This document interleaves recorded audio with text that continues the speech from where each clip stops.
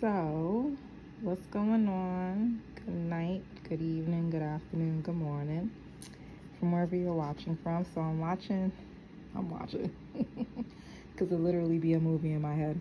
I'm reading 1 Samuel 15, and I'm going through 1 Samuel 15, where basically, this is where Saul, he messed up. Saul done messed up. So the Lord had told Saul to go unto Amalek, okay, and he was supposed to destroy everything in that kingdom, like literally destroy every single thing, right? But he ended up not destroying everything, okay? So he spared the king of that place. He took the best of the sheep and of the oxen and of the fatlings and the lambs, and all that was good, and would not utterly destroy them, but everything that was vile and refused that they destroyed utterly, right? So basically, this is the thing, right? When the Lord gives you a word, you can't pick and choose which part of the word you want to follow. When the Lord gives you the word, you gotta be obedient to every part of the word, not to what fits you best. You understand? And this is what Saul did. So then Samuel, he's a prophet. The Lord lets him know what happened. So God basically tells him, like, it sucks. It's horrible because he made Saul king, but Saul turned back from following him, and it says, and have not performed my commandments. And it grieved Samuel the prophet.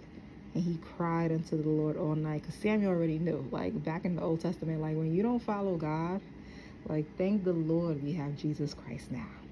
But in the Old Testament, before Jesus, before the Lord came down himself to shed his blood for us to give us chance, back in the day, when you didn't follow God, it was just like, ooh, like, yes, you will be grieved.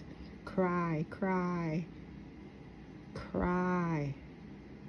Even my heart cries. Dry eyes. Is that how the song goes? I forgot. That was the song. But, no, dry cry. But, this ain't no laughing matter, guys. But seriously. And it said, and it grieved Samuel, and he cried unto the Lord all night. And when Samuel rose early to meet Saul in the morning, it was told Samuel, saying, Saul came to Carmel, and behold, he set him up a place, and is gone about, and passed on, and gone down to Gilgal. And Samuel came to Saul, and Saul said unto him, Blessed be thou of the Lord, I have performed the commandment of the Lord. So Saul over here, like, because this is my thing, like, he over here, straight face, like, he just did everything. He said he performed the commandment of the Lord. Meanwhile, that was not the commandment of the Lord. If you go back in the story, you can read for yourself that was not the commandment, because over here, it says, Thus saith the Lord of hosts, now go and smite. You skip down to 3. Now go and smite, and utterly destroy all that they have, and spare them not, but slay both man and woman, infant and suckling, ox, and sheep, camel, and ass, right? And then here goes Saul. Blessed be thou of the Lord, I have performed the commandment of the Lord. That was, no, you did not, right? And Samuel, he said, What meaneth then this bleating of the sheep in mine ears, and the lowing of the oxen which I hear, right?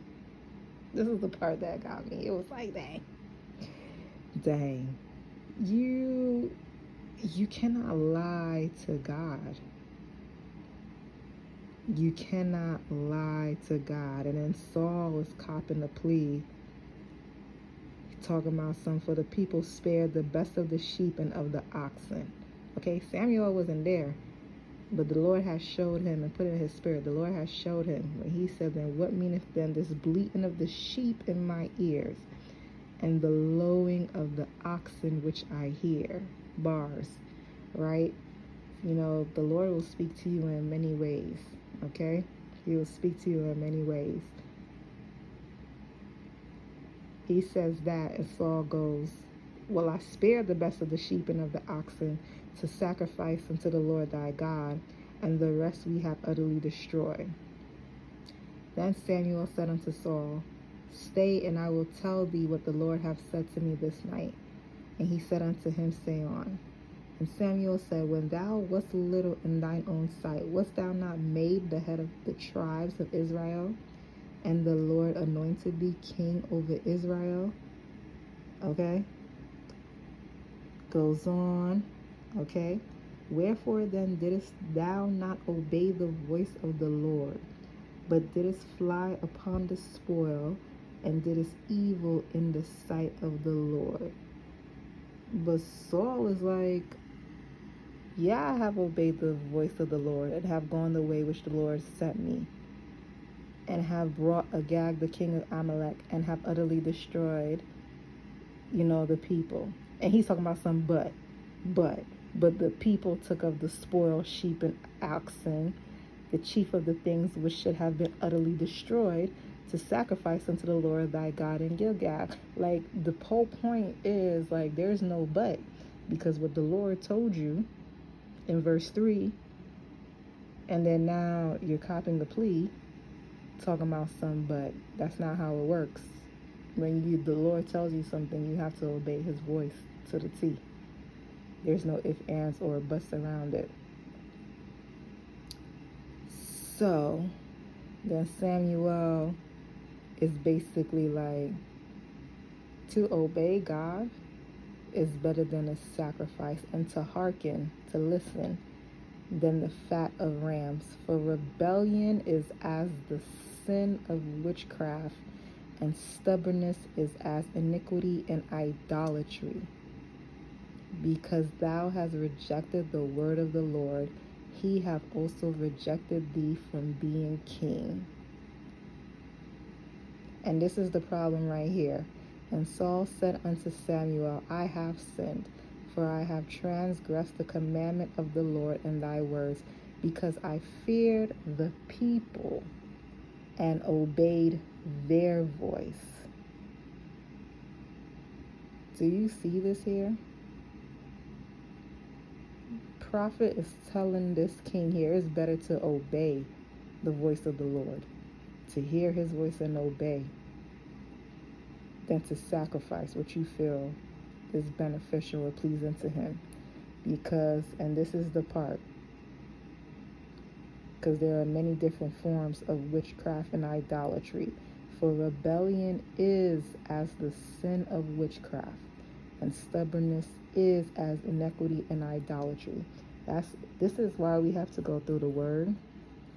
This is why we have to, study continually, and within ourselves we have to purge the wickedness and the foolishness even within our own spirit and our own soul.